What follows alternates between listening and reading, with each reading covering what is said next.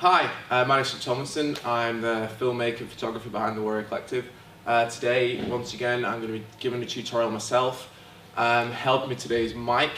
What we're going to be covering today is a pad work tutorial on a theme that I call slipping into danger. So slipping into danger, essentially in kickboxing and boxing, is slipping inside the jab, where you're slipping potentially onto the power hand.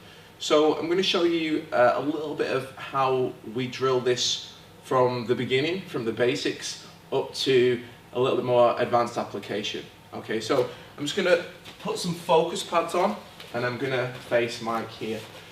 So what we're going to start off with is I'm going to throw the double jab and he's going to slip outside and then slip inside. So I'll just do it slow. So as I throw the jab, he slips outside. As I pull it back, as I throw it again, he slips inside. Now just a quick pointer here, if I turn Mike to face the camera. When he's here, when he slips, he wants to move his shoulders off the center line. So the punch wants to go past his ear, and again, so he slips this way, and then he slips that way. So typically the slipping movement should closely resemble the mechanics of almost throwing a punch. Again, in some fighters, when they throw a right punch, they slip the head out. When they throw a left punch, they slip the head out. So when you slip to your left, it's almost the same motion as when you throw a right straight. When you slip to your right, it's almost the same motion as you throw that left jab. So we want the defensive mechanics of the slipping to be pretty much the same as the offensive movement. So again, one more time slow. So I throw the jab twice. He slips outside and then inside. So we're going to put that into a little drill now. So the first one we're going to do is we're going to throw the double jab and then I throw it back here. And again, so double jab and then back. And then once we've got that, obviously we can speed it up and we do it a few times. Okay, I'll do it a couple more times, a little bit quicker.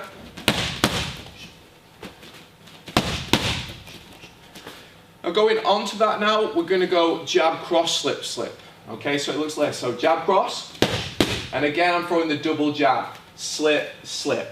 Okay, and again one more, jab, cross, slip, slip. Okay, a little bit quicker now, two more, jab, cross, slip, slip. And again, jab, cross, slip, slip. Good. So again, what I'm trying to get my partner used to doing is keeping the lateral movement going after he's thrown the punch. So he's starting to preempt any counters, okay? So the next one we're going to do is going to go left hook, right cross, slip, slip. And one more time, left hook, right cross, slip, slip. Okay, two more a little bit quicker now. And again, go hook, cross, slip, slip. And again, hook, cross, slip, slip. So once we've kind of got that kind of motion going, we can put it together, okay? And now, one of the good things about putting it together is he starts to utilize the slip inside to fire the punch. So I'll show you what I mean by that. So he goes double jab, slip out, slip in. Now from there, that shoulder's set up. So he could throw the left hook, left uppercut, but we're going to throw the left jab because that was the second part of the sequence. Jab, cross. And then he slips again. Now this time we come back with that natural counter, which is the left hook, right cross, and then we finish with the slips. So just by putting those three things together now, we've got the start of a nice little slipping defensive and counter drill. So again, so we go jab, jab, slip, slip, jab, cross, slip, slip, hook, cross, slip, slip. And again, one more time. Jab, jab, slip, slip, jab, cross, slip, slip, hook, cross, slip, slip. That's it. So adding on to that now, when you slip inside the jab, one of the other main targets from a punching point of view, so when he slips inside here, is obviously he can go high. With my guards here, that usually means that the going low is a good option, going for the body. So one of the things that people sometimes do when they do this though is they don't come forward enough for the body. So the head is slightly in front of where the body would be. So how we drill this now is I'm going to put my left pad on his head, and I'm going to put my right pad on the outside of the body to show where I want that left hook to go. So the left hook we're going to do is is not a hook that just comes across. Think of it more like a Mexican hook. So it's coming like a 45 degree angle through me. So it's like a half hook, half uppercut. So again, when I'm holding it here, he steps and slips off the line. And then from there, he throws that left hook. That's it, and then comes straight back. That's it. So this hand on his head is representing that jab. So he's feeling it there. I'm not leaning on him. I'm just feeling there. And then he slips when he's ready and comes off with that left body shot. That's it. And again, one more time. He slips off, left body shot. Good. So he's getting used to now, when he wants to go to the body, just have that little left V-step and drive the left body shot in. So from there now, we can add in further progressive combination work from there. So from that slip, he goes left hook to the body. He rolls his shoulder back and he's going to go left uppercut to the head, right cross to the head, and then finish with the slipping again. We're just going to finish with the slipping because we're just getting used to our partner keeping that mobility there in the shoulders as well as the body. So again, I hold it here, he slips, he goes body, up, cross, slip, slip. That's it. And again, steps in, slip, uppercut, cross, slip, slip. That's it. We can also change that shot from a hook to an uppercut to the body. So again, I'm resting it on. He slips, he goes uppercut to the body. From the uppercut to the body, he's going to go hook high, and then cross, and then slip, slip.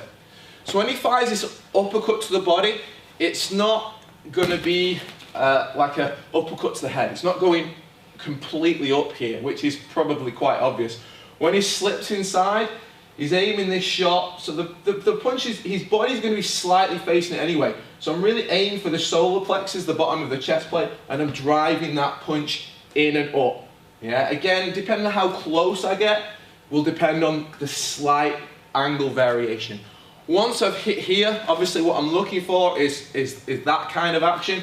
Once I hit, and then I'm going to come over the top, and then back down the middle. Okay, so just a couple more.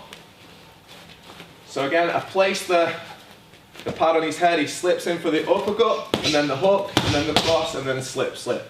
Okay, one more time. Slips in, uppercut, hook, cross, slip, slip. Okay, last one is we're going to go for the right straight off that slip. Okay, so if I hold this here again, I could hold the pad, but I'm not going to. He's not going to hit me really hard. It's really just getting used to the step with it. So he's going to slip it for the right straight under my jab. Boom. That's it. And then as he comes back, he goes hook, cross, slip, slip. So with this one, if Mike's throwing the jab at me, I slip to the inside as I drive the right straight into his body. So think of it like I'm a heart punch. Yeah, like I'm trying to jumpstart his heart. I'm throwing that shot right straight here. So when he throws that jab, I slip my head and right straight here. From there, I'm coming back with a hook. I could come back with the uppercut or anything off that left side, but for now, off that, I'm going to come back with a hook and then that right cross straight down the middle. Okay, so one more time. And again, by having the pad here, I'm not working at full speed. I'm really kind of helping my partner learn distancing and that little V-step. So again, he comes in, he goes the right straight, then the left hook, the right cross, and then we slip. That's it. And again, one more time. Slips in, 1, 2, 3, slip, slip. Okay, so if I want to have a little bit more speed and fluidity with this now, then I can tack it on to the beginning drill. So if we do it slow, and we'll start with the first add-on. So we go jab, jab, slip, slip, jab, cross, slip, slip, hook, cross, slip, step, body, uppercut, cross, slip, slip. So you can see now, after that last hook cross of the first combination, when I throw the jab, now he knows I'm throwing it again, so he steps as he slips. Now he's exposed the body, hook, uppercut, cross, and then we finish with a slip. Yeah, okay, and again, so we go jab, jab, slip, slip, jab, cross, slip, slip, hook, cross, slip, step, hook, uppercut, cross, slip, slip. Yeah, and then obviously we can do that for 10 repetitions or a time round and speed it up. We can also add in the second one. So again, so we go jab, jab, slip, slip, jab, cross, slip, slip, hook, cross, slip, step, uppercut, hook, cross, slip, slip. Yeah? And then obviously the third one we can do as well. jab, jab, slip, slip, jab, cross, slip, slip, hook, cross, step, cross, hook, cross, slip, slip. That's it. So again, we can mix that up, or we can just repeat it. Obviously, there is an element of choreography here. We're building up our partner's mechanical movement for slipping and firing these punches. But it also helps develop a feel for it, and hand speed, and getting used to slipping. Okay, so when you practice it, do it as slow as we've done, and then once you get it, speed it up, do it for a time round, or do it for repetition numbers, whatever works best for you. Okay, and like everything on the channel, as I've said before, take what works for you, disregard what doesn't. You know, some of these tutorials, they're not going to be for everyone, but I hope this one has been of use. Okay, so thanks for watching. Make sure you check out some of the videos from all the other fantastic instructors on the channel. There's some really, really excellent ones, and there's always more being posted up. Okay, but thank you.